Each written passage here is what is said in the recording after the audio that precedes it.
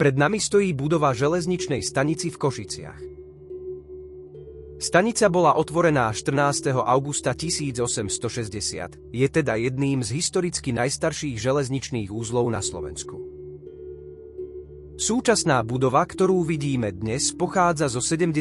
rokov 20. storočia a nahradila starú stanicu, ktorá slúžila viac ako 100 rokov. Súčasná budova stanice, ktorú vidíme dnes, je po rekonštrukcii.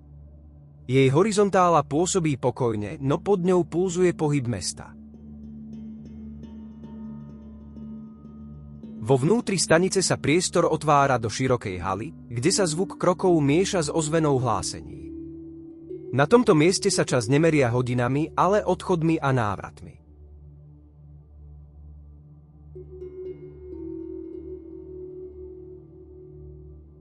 V hale ľudia čakajú s pohľadom upreným na tabuľu odchodov.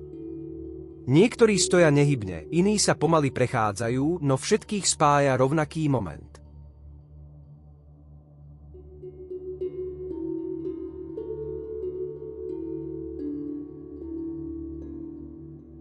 Pozdĺž stien sa tiahnu malé obchody a stánky, ktoré medzi príchodmi a odchodmi ponúkajú čas, ktorý tu cestujúci môžu stráviť pred odjazdom svojho vlaku.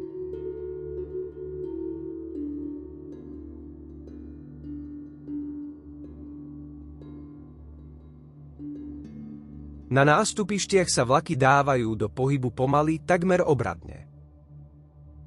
Písknutie sprievodcu či krátke mávnutie ruky, kovový zvuk kolies a vlak je pripravený opustiť mesto.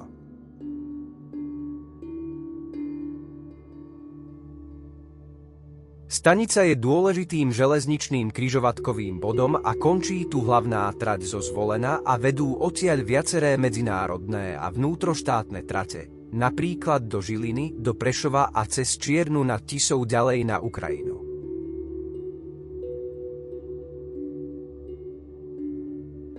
Nachádzajú sa tu 4 nástupištia pre cestujúcich.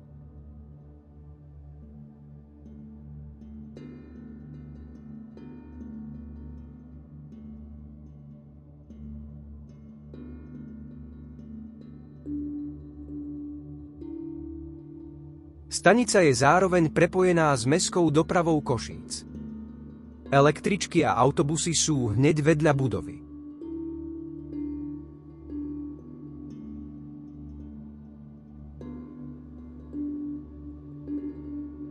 Železničná stanica v Košiciach prešla v rokoch 2021 až 2025 rozsiahlou rekonštrukciou.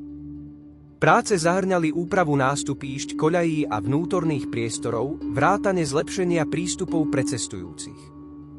Niektoré časti rekonštrukcie boli dokončené koncom roku 2025, čím stanica získala modernizovaný vzhľad a lepšie funkčné zázemie pre tisíce cestujúcich.